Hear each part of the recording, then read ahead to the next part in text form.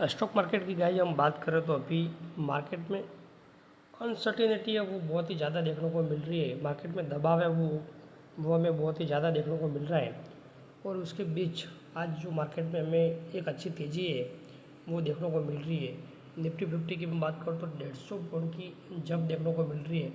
और सेंसेक्स की मैं बात करूँ तो वो भी लगभग आधा परसेंट 400 पॉइंट की तेज़ी है वो हमें देखने को मिल रही है। आगे हम बात करें तो इसके बीच और एक ट्रम्प की धमकी है वो हमें सामने आते हुए देखने को मिल रही है। अभी आपने देखा होगा बीच में ट्रम्प ने एक अनाउंस किया था 25% का जो टैरिफ है वो लगाने की बात की थी। लेकिन अभी आज 9:30 बजे की ये जो न्यूज़ है वो हमें देखने को मिल रही है और ट्रम्प ने और भी ये जो टैरिफ है वो बढ़ाने की धमकी दी हुई है। आप इधर देख सकते हो ट्रम्प ने दी धमकी टैरिफ बढ़ाने की, क्योंकि ट्रम्प का कहना है कि भारत रूस से जो तेल खरीदता है और उससे मुनाफा कमाता है, इसीलिए हम लोग जो टैरिफ है वो और भी बढ़ा सकते हैं। और इसके बीच ये जो जैसे ही न्यूज आई तो हमारे जो गिफ्ट निफ्टी है वो देख सकते हो कितनी, मतलब अभी मैं बात करूँ तो 73 पॉइंट की गिरावट देखने को मिल रही है। इसका मैं आपको चार्ट दिखाना चाहूँगा। गिफ्ट निफ्टी ऐसा ऊपर ऊपर चल रहा था, लेकिन जैसे ही न्यूज आई धड़ाम करके सीधा गिफ्ट निफ्टी है वो नीचे आते हुए हमें देखने को मिल रहा है। और उसका जो असर है वो हमें कल मार्केट में भी कैसा देखने को मिल रहा है वो कल ही पता चलेगा। आगे मैं बात करूँ तो कल के दिन एक बहुत ही बड़ी ब्लॉक डील जो है वो होने वाली है। लगभग 3,800 करोड़ की जो ब्लॉक डील है वो हमें देखने को मिलने वाली है कल। और शेयर की बात करूँ किस शेयर के अंदर देखने को मिलने वाली है तो वो है पेटीएम शेयर की बात कर रहा हूँ। पेटीएम शेयर के अंदर कल बहुत ही बड़ी ब्लॉक डील है वो हमें देखने को मिलेगी। और कौन बेचने वाला है तो वो है अलीबाबा ग्रुप की एक कंपनी है, देख सकते हो इधर नाम भी लिखा हुआ है एंड फिन। और लगभग मोटा मोटी में बात करूँ तो 6% की जो हिस्सेदारी है वो बेचने की बात इधर हो रही है। 3,800 करोड़ की ये जो अमाउंट है डील है वो हमें देखने मिलने वाली है।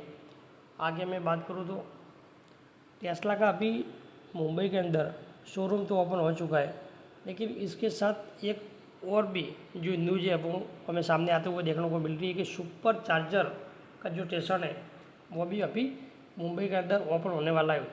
ठीक है, इधर आप देख सकते हो मुंबई में बांद्रा के अंदर ओपन होने वाला है। इधर 4 अगस्त से, इधर न्यूज़ भी लिखा हुआ है 4 अगस्त से मुंबई के बांद्रा में खुलने वाला है। और ये जो चार्जिंग की बात करूँ तो 15 मिनट के अंदर ही जो चार्ज है वो हो जाएगा और 15 मिनट में फुल चार्ज होगा। और 250 किलोमीटर की जो रेंज है वो हमें देखने मिलने वाली है। और जो अमाउंट की मैं बात करूँ तो 1450 रुपये के अंदर ये जो चार्ज है वो कर सकते हो। आगे मैं बात करूँ तो ये जो अलग अलग सेंट्रल बैंक की मैं बात करूँ तो इधर नाम दिया हुआ है तो पूरा, जैसा कि मैं बात करूँ तो यूएस की मैं बात करूँ तो फेड देखने को मिलने वाला, फेड की मैं बात करूँ, फिर बैंक ऑफ इंग्लैंड, फिर ये जो रिजर्व बैंक ऑफ ऑस्ट्रेलिया, अलग अलग ये सारे सेंट्रल बैंक के नाम है। ठीक है, जैसे कि मैं बात करूँ हमारे इधर तो reserve bank of India RBI, और इधर आपको ये सारे इनके सेंट्रल बैंक की इंटरेस्ट रेट है वो आपको देखने को मिलेगी। अलग अलग रेपो रेट भी आप बोल सकते हो। चाहे तो आप वीडियो को पॉज करके अलग अलग जो देश के जो सेंट्रल बैंक है उनके जो ये इंटरेस्ट रेट है वो भी देख सकते हो। हमारे इधर की बात करूँ भारत की तो 5.5% है। ठीक है, और कल के दिन की बात करूँ तो हमारे इधर इस 6 तारीख को एक मीटिंग होने वाली है और ये जो ये रेपो रेट है वो चेंज होगा, इतना ही रहेगा या फिर कम होगा वो अभी 6 तारीख को पता चलेगा। और ये जो बैठक है वो तो आज से चालू हो चुकी है, लेकिन 3 दिन तक चलने वाली है। फाइनल जो रिजल्ट है वो हमें 6 तारीख को देखने को मिलने वाला है। और रेपो रेट कम हुआ है नहीं हुआ है वो हमें 6 तारीख को पता चलेगा। और जो बिजनेस स्टैंडर्ड की बात करूँ उनका जो पोल है वो तो कह रहा है कि जो ये रेपो रेट है वो अनचेंज रहने वाला है, कोई भी बदलाव नहीं होने वाला है। अभी 6 तारीख को हमें पता चलेगा कि बदलाव हुआ नहीं हुआ है, रेपो रेट कट हुआ नहीं हुआ है। आगे मैं बात करूँ तो यूएस का जो अनएम्प्लॉयमेंट डेटा है वो भी आप देख सकते हो, अभी 1 तारीख को रिलीज हुआ है और अनुमान कितना था 4.2% का, लेकिन उतना ही हमें देखने को मिल रहा है, जितना अनुमान था उतना ही। आगे मैं बात करूँ तो बहुत सारा जो अभी बहुत सारे जो आईपीओ है वो मार्केट के अंदर एक एक करके अभी ओपन होने वाले हैं। और इस वीक के अंदर ही जितने भी आईपीओ आप देख सकते हो, अभी मेन बोर्ड आईपीओ की मैं बात करूँ तो एक साथ में 1 2 3 4 आईपीओ है वो अभी इस वीक के अंदर ओपन होने वाले हैं। और जो आगे मैं बात करूँ एसएमई सेगमेंट की मैं बात करूँ तो इसमें भी आप देख सकते हो बहुत सारे जो आईपीओ है वो इधर लिस्ट आपको देखने को मिलेगी। ये 3 आईपीओ तो मैं बात करूँ तो अपकमिंग है। और बहुत सारे जो आईपीओ है वो आज के दिन ओपन हो चुके हैं। और 3 आईपीओ वो अभी अगले वीक के अंदर भी ओपन होने वाले हैं। तो बहुत सारे इस वीक के अंदर बहुत सारे जो आईपीओ वो मेन बोर्ड है एसएमई जो सेगमेंट के आईपीओ बहुत सारे ओपन हो चुके हैं।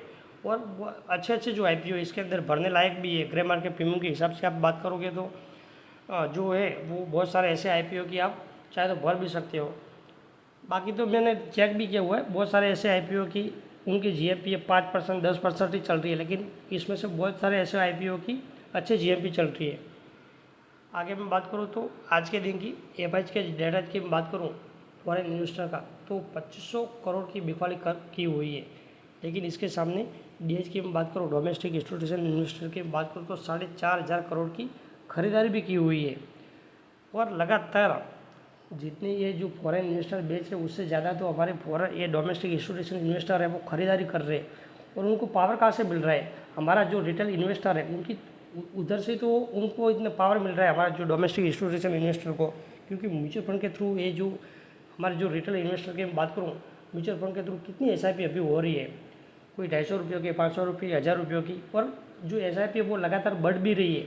और इसीलिए तो ये जो पावर मिल रहा है और ये जो हमारा मार्केट है वो लगातार ऊपर ही जा रहा है। मतलब मैं आपको डेटा दिखाता हूँ कि जुलाई महीने के अंदर फॉरेन इन्वेस्टर ने लगभग मोटा मोटी में बात करूँ तो 50,000 करोड़ की बिकवाली की हुई है। लेकिन इसके सामने आप देख सकते हो डोमेस्टिक इंस्टीट्यूशनल इन्वेस्टर की बात करो डीआईज की तो 60,000 करोड़ की खरीदारी की है। तो ये जो पावर है वो इधर से मिल रहा है। म्यूचुअल फंड इन्वेस्टर की बात करूँ हमारे रिटेल इन्वेस्टर की बात करूँ तो इसीलिए ये जो मार्केट है, बाकी तो आप देख सकते हो ये अगर इतनी खरीदारी नहीं की होती तो मार्केट अभी जो लेवल पर खड़ा है इससे कई नीचे होता। लेकिन अच्छा है कि ये जो डोमेस्टिक इंस्टीट्यूशन में बात करो डीएच की तो लगातार खरीदारी कर रहे हैं और मार्केट को कोई असर ही नहीं हो रहा है। जितना अभी कितना कुछ ज़्यादा कहाँ गिर रहा है इतना। आगे मैं बात करूँ तो ये फॉरेन इन्वेस्टर वो लगातार क्यों बिकवाली कर रहे हैं, तो इसके पीछे के रीज़न की हम बात करें तो बहुत अलग अलग रीज़न है। जैसे कि एक तो मैं बात करूँ तो हमारा जो रुपया वो लगातार वीक हो रहा है। फिर मार्केट में अनसर्टेनिटी बहुत ही ज़्यादा देखने को मिल रही है, मार्केट में दबाव बहुत ज़्यादा देखने को मिल रहा है। तो इसी वजह से ये जो और ऐसी दबाव की वजह से मैं बात करूँ तो कौन इन्वेस्टर चाहेगा कि मार्केट में पैसा लगाए। तो इसी वजह से मार्केट में ये लगातार जो फॉरेन इन्वेस्टर है वो बिकवाली करते जा रहे हैं। तो बस आज के लिए इतना ही, मिलते हैं नेक्स्ट वीडियो में। और आज का दिन का जो वीडियो पसंद आए तो वीडियो को लाइक कीजिए, वीडियो चाहे तो वीडियो को शेयर कीजिए और चाहे तो चैनल को सब्सक्राइब करके भी रख सकते हो ताकि आपको जो हर रोज़ की मार्केट के रिलेटिव जो इन्फॉर्मेशन है वो मिल सके।